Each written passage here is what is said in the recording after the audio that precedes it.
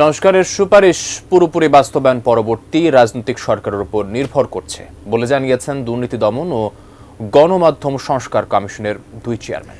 সাংবাদিক কামাল আহমেদ বলেছেন, টেকসই অর্থনৈতিক উন্নয়ন ছাড়া ভালো সাংবাদিকতা আশা করা যায় না।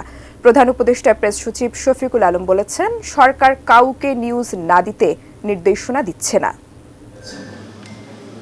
সকালে বঙ্গবন্ধু আন্তর্জাতিক সম্মেলন কেন্দ্রে অনুষ্ঠিত হয় অনুসন্ধানী সাংবাদিকদের পুরস্কার বিতরণী অনুষ্ঠান। আলোচনা হয় বাংলাদেশে প্রত্যাশিত গণমাধ্যম নিয়ে।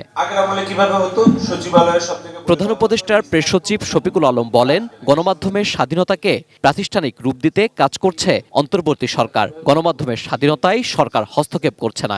আমরা কাউকে এই পর্যন্ত আমার মনে পড়ে না আমাদের কোনো সিকিউরিটি এজেন্সি কাউকে ফোন দিয়ে বলেছে এই নিউজটা নামান, বা আমাদের তরফ থেকে কাউকে বলা হয়েছে। আমরা কোনো কারো জার্নালিস্টের কোনো চাকরি খাওয়ার জন্য কাউকে বলি না যে ওনার চাকরিটা খান, আমরা এটা বলি নাই।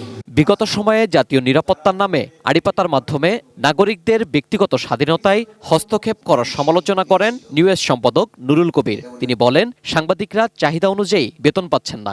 ট্রাফিক জ্যাম, দ্রব্যমূল্য বৃদ্ধি, ভয়েস বোর্ডের স্ট্রাকচার, এগুলো ছাড়া মহৎ সাংবাদিকতার কথা বললে আমরা আলাপ করতে পারবো। এগুলি অ্যাড্রেস না হলে সাংবাদিকতার মান বাড়বে না। গণমাধ্যম সংস্কার কমিশনের প্রধান কামাল আহমেদ সিনিয়র সাংবাদিক হিসেবে অনুষ্ঠানে বক্তব্য রাখেন। এলো ভিশন মুশকিল আসান অফার। যে কোনো ব্র্যান্ডের পুরনো ফ্রিজ নিয়ে চলে আসুন ভিশন শোরুমে আর নিয়ে যান নতুন ভিশন ফ্রিজ 20% পর্যন্ত ছাড়। তিনি বলেন, সংবাদ মাধ্যমের স্বাধীনতার জন্য সাংবাদিকদের টেকসই অর্থনৈতিক ভিত্তি নিশ্চিত করতে হবে। আপনি বেতন দেবেন না, ভাতা দেবেন না ঠিক মতন, আপনি একটা সাংবাদিকের নিরাপত্তার, অর্থনৈতিক নিরাপত্তার ব্যবস্থা করবেন না, তার সামাজিক মর্যাদা ক্ষুণ্ণ হবে। কারণ বাড়ি ভাড়া বাকি থাকায় বাড়িওয়ালা তাকে বাসা থেকে বের করে দেবে, সাংবাদিক পরিচয় শুনলে বাসা ভাড়া দেবে না। এরকম নিরাপত্তাহীন অবস্থায় আপনি একজন সাংবাদিকের কাছ থেকে স্বাধীন সাংবাদিকতা আশা করতে পারেন না। এ সময় ভারতের অপপ্রচার নিয়ে টিআইবির নির্বাহী পরিচালক ও দুর্নীতি দমন কমিশন চেয়ারম্যান ডক্টর ইফতেখারুজ্জামান বলেন, বৈষম্য বিরোধী আন্দোলনে রাজনৈতিক ও কূটনৈতিকভাবে পরাজিত হওয়ার দুঃখ মেনে নিতে না পেরে মিথ্যাচার করছে ভারত।